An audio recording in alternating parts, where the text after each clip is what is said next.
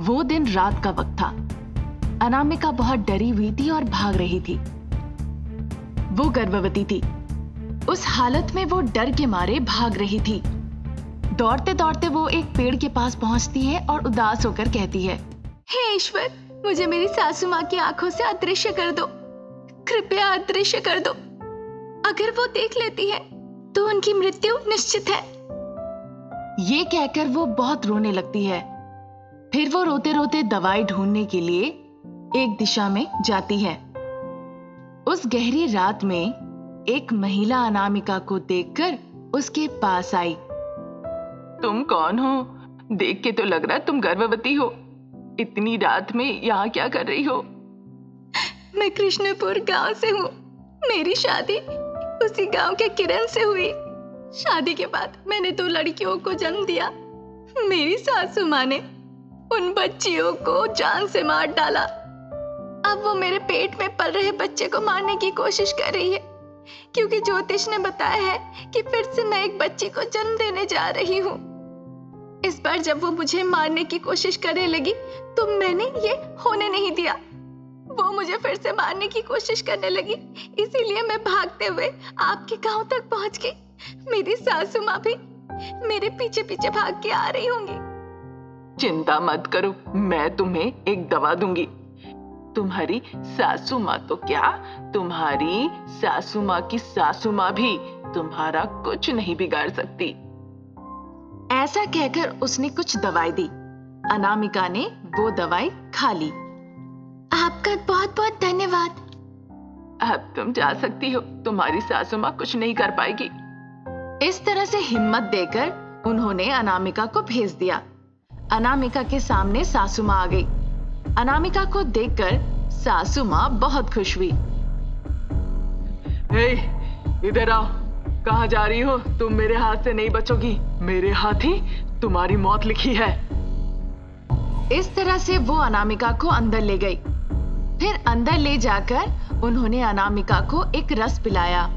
जब सासू माँ अनामिका को जबरदस्ती पिला रही थी तो अनामिका के चारों तरफ आग लग गई। ये देखकर सासू माँ बहुत डर जाती है। अरे ये आग यहाँ पे कैसे लगी? इस तरह से सासू माँ चिल्लाने लगती है। अनामिका भी काफी डर जाती है और कहने लगती है, ये सब क्या है? मुझे कुछ समझ नहीं आ रहा है।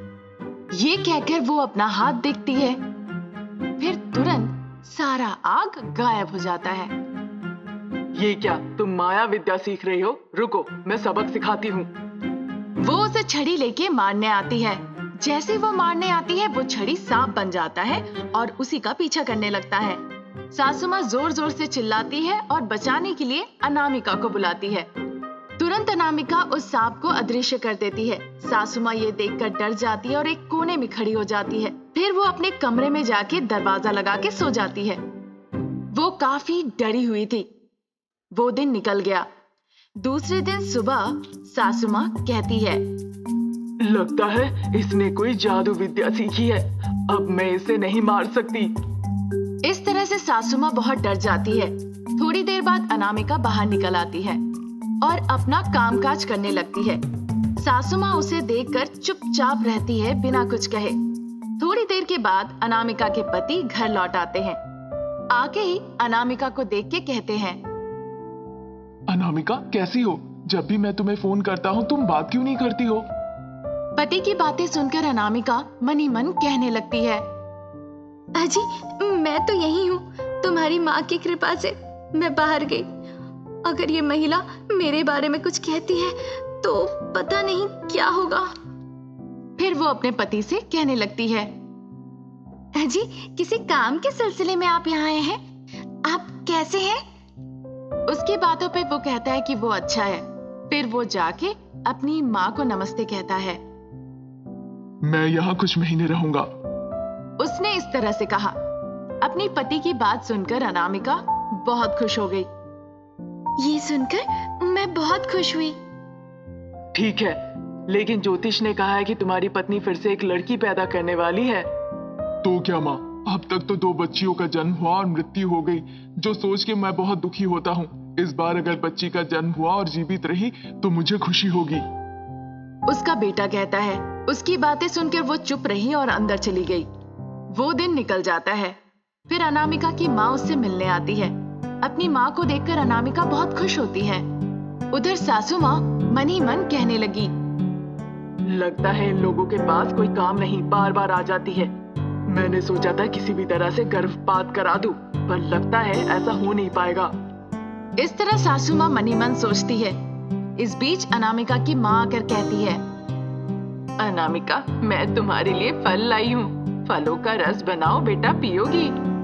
ये कहकर वो अंदर जाती है और उसे बगल में रख के चीनी ढूंढने लगती है।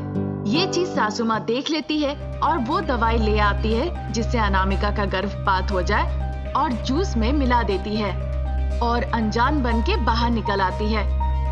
ये चीज अनामिका की माँ देख लेती है। तब तक अनामिका जाती है उस जूस को पीने के लिए।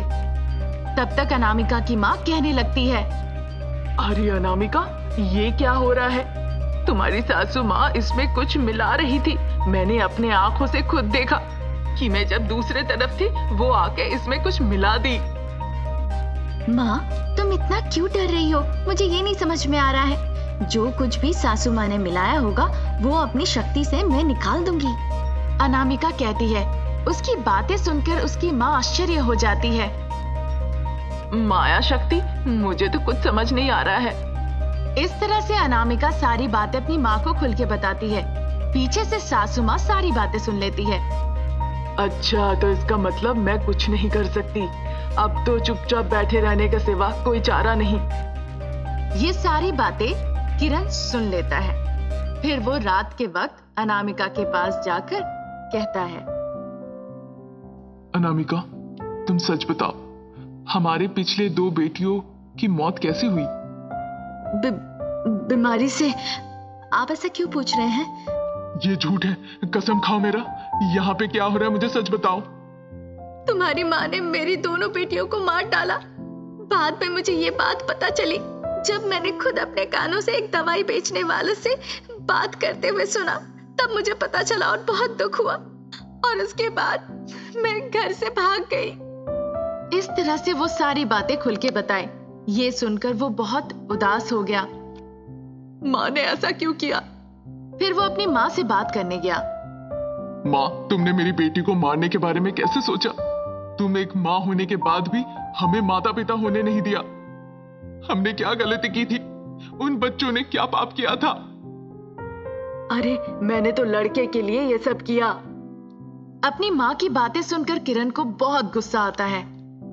माँ, अगर तुम्हारी माँ ने भी ऐसा मार डाला होता तो क्या आज जिंदा होती? उसने इस तरह से कहा। उसकी बातें सुनकर रोते रोते वो अंदर चली जाती है। उस दिन से माँ और बेटा एक दूसरे से ठीक से बात तक नहीं करते थे। फिर अनामिका की माँ भी चली जाती है, पर अनामिका अपनी सासू माँ से बात करती थी। सासू माँ ने अनामिका के साथ अपना व्यवहार बदल लिया। इसी तरह दिन निकल रहे थे। अनामिका ने एक बच्चे को जन्म दिया। ये देखकर सासू माँ बहुत खुश होती है। सासू माँ, आपने ज्योतिष पर विश्वास करके मुझे मारने की योजना बनाई। अब देखिए क्या हुआ। उसने ऐसा कहा। सासू माँ ये सुनकर बहुत दुखी हुई और माफी भी मांगी। फिर सासू माँ ने जो जो गलतियां की थी उसके लिए एक एक करके माफी मांगी और इस तरह उनकी कहानी खुशी से समाप्त हुई। गोपालपुर गांव में बसंती और उसका बेटा किरण रहा करता था। किरण अच्छे से पढ़ाई लिखाई करके एक अच्छी नौकरी करने लगा था। उसकी नौकरी को देखते हुए बहुत अच्छे अच्छे रिश्ते उसके लिए आ रहे थे। ऐसा ही चल रहा था। बसंती एक दिन जब घर का कामकाज कर रही थी, अचानक से उसके दूर के रिश्तेदार राघव उनके घर आते हैं। बसंती उसे भैया जैसा मानती थी। फिर राघव कहते हैं, अरे बसंती, कैसी हो तुम? इस तरह से राघव कहते हैं। राघव को देखकर वो बहुत खुश हो जाती है। भैया, आप? इतने दिनों बाद। मैं अच्छी हूँ, आप कैसे हैं? भाभी कैसी है? मैं ठीक हूँ बहना। तुम्हारी भाभी अब इस दुनिया में नहीं है। 1 साल होने को है अब। उनकी बातें सुनकर बसंती आसमान से नीचे आ गिरी। भैया, आपने इस बारे में हमें कुछ बताया क्यों नहीं? हमें तो कुछ नहीं पता। क्या और कहूँ, तुम्हारी भाभी एक नई बीमारी की वजह से अपनी जान गंवा बैठी। इस वजह से आखिरी वक्त में हम उसे एक बार के लिए देख भी ना सके। मेरी बेटी अनामिका का तो रो रो के हालत खराब है। उन्होंने इस तरह से कही। उनकी बातें सुनकर बसंती कहने लगी, हे भगवान, ईश्वर ने ऐसा क्यों किया भैया? मुझे तो समझ ही नहीं आ रहा है, ये नई बीमारी की वजह से इतनी परेशानी क्यों है? बसंती इस तरह कहती है। बाद में फिर अपने भैया को वो खाना खिलाती है और खाना खाने के बाद फिर वो कहते हैं, ये सब तो ठीक है, किरण कहाँ है? नहीं दिख रहा वो। यहाँ उसे एक अच्छी सरकारी नौकरी मिल गई है। उसी की कमाई की वजह से परिवार चल रहा है। जब से उसके पिताजी की देहांत हुई है, हमें बहुत कठिनाइयों का सामना करना पड़ा। अब जाकर थोड़ा ठीक हो पाया है। हम उसके लिए रिश्ता देख रहे हैं। अगर अच्छा रिश्ता हो तो मैं सोच रही हूँ शादी करा दूं। किसी और की बेटी क्यों, मेरी बेटी है ना। तुमने अनामिका को तो देखा ही है। मैं भी उसके लिए रिश्ता ढूंढ रहा हूँ। अगर तुम तैयार हो तो मुझे बताओ। अनामिका की शादी तुम्हारे बेटे के साथ करा दूंगा। मेरी बेटी काफी सुंदर है और लेन देन की बात हो तो मेरे पास जो कुछ है मैं दहेज में सब कुछ उसे दे दूंगा। ये सुनकर बसंती खुशी से कहने लगती है, अरे भैया, आपने बहुत अच्छी बात कही है। इससे बेहतर रिश्ता हमें और कहाँ मिलेगा। आपके पास लड़की की तस्वीर है तो मुझे दे दीजिए। उसने अपने पर्स से लड़की की एक तस्वीर निकाल के उसे दिखाया। अभी तो मेरे पास यही तस्वीर है। अगर जरूरत पड़े तो लड़के का व्हाट्सएप नंबर दे दीजिए, मैं उसमें तस्वीर भेज दूंगा। और हाँ, एक और बात, लड़की सरकारी टीचर के तौर पर काम भी करती है। उन्होंने इस तरह से कहा। उनकी बातें सुनकर वो बहुत खुश हो गई।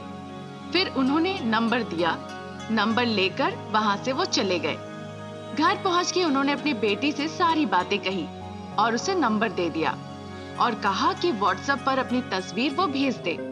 अनामिका ने भी हाँ कहकर किरण को तस्वीर भेज दी। तस्वीर देखकर किरण बसंती से कहता है, माँ, आपने जिस लड़की के बारे में कहा था, क्या यही अनामिका है? मैंने इसे एक बार बचपन में देखा था, फिर अभी देख रहा हूँ। अच्छी दिखती है। उसकी बातें सुनकर बसंती खुशी से कहती है, फिर तुम शादी के लिए तैयार हो ना? फिर किरण ने भी हाँ कह दिया। दोनों परिवारों के रजामंदी से उन्होंने शादी के लिए एक दिन निर्धारित किया। इस बीच एक बड़ी समस्या आ खड़ी हुई। वो एक नई बीमारी जो कि चारों तरफ फैल रही थी, उस वजह से सरकार ने लॉकडाउन की घोषणा कर दी। ये जानकर दोनों परिवार के लोग बहुत दुखी हो गए, पर उन्होंने निर्धारित किया कि शादी वो नहीं रोकेंगे। दोनों परिवार मिलकर उनकी शादी करा देंगे। फिर किरण अचानक से उस बीमारी से ग्रसित हो गया और फिर वो क्वारंटाइन में चला गया।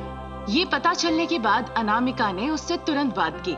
जब शादी का दिन बहुत करीब आ गया, अनामिका जाकर अपने पिताजी से कहती है, पिताजी, अब लगता है किरण की तबीयत ठीक है, वो काफी बेहतर है और शादी भी बहुत करीब है। आप शादी को मत रोकिए पिताजी, इसे होने दीजिए। मुझे लगता है ये सही समय नहीं होगा शादी के लिए अनामिका। इस वजह से मैं सोच रहा हूँ इस शादी को थोड़ी दिनों के लिए आगे बढ़ा दूं। मैंने यही बात तुम्हारी सासू माँ से भी कही, उन्होंने भी हाँ कहा। पिताजी, अगर अभी शादी नहीं हुई तो आसपास के लोग हमारे बारे में गलत कहेंगे। यही सोचकर कि जब शादी के दिन पक्के हो गए, फिर अचानक से दूल्हा उस नई बीमारी से ग्रसित हो गया।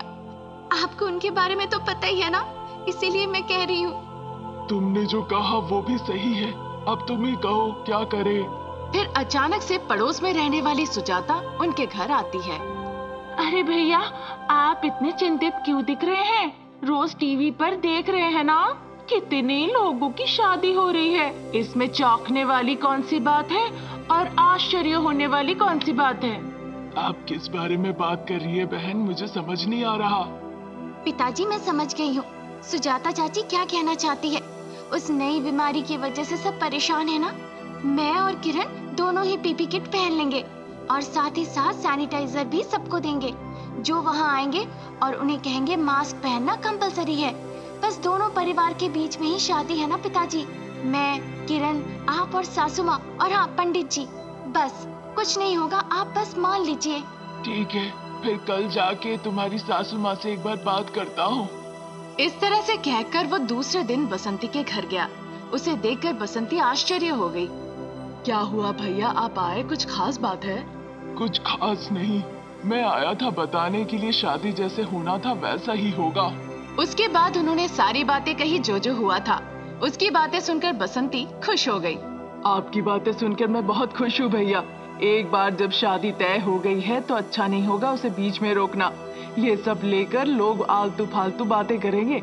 हमारी बहू रानी तो बहुत बुद्धिमान है, तभी तो ऐसी तरकीब बताई। इस तरह वो बहुत खुश होकर कहती है, हाँ सच में तुम्हारी बहू रानी बहुत बुद्धिमान है। वो हंसी मजाक में ऐसा कहते हैं। फिर अनामिका के पिताजी कहते हैं सारी तैयारी कर लेने के लिए। वो भी इस बात के लिए तैयार हो जाती है। फिर शादी का दिन आता है। वो दोनों पीपी किट पहन के शादी करते हैं। जितने लोग वहाँ पर आते हैं वो दूर से ही उनकी शादी देखते हैं। अरे देखो ये कैसे अजीब तरीके से शादी कर रहे हैं, ऐसा तो कहीं नहीं होता। भविष्य में इस बारे में सोच सोच के ये आश्चर्य होंगे। इस तरह से वो बातचीत कर रहे थे। फिर उनकी शादी हो गई और देखते ही देखते विदाई का वक्त आ गया, जब अनामिका बहुत रो रही थी। उसे देखकर उसके पिताजी कहते हैं, अनामिका तुम चिंता मत करो, तुम्हें बहुत ही अच्छा पति और सासू माँ मिली है। जाओ और अच्छे से मिलनसार होके रहो और अपने ससुराल में अच्छा नाम कमाओ। इस तरह उन्होंने कहा जब अनामिका रो रही थी। फिर उसके पिताजी अनामिका के हाथ अनामिका के पति के हाथ में थमा के कहते हैं, बेटा आज के बाद मेरी बेटी अब तुम्हारी जिम्मेदारी है।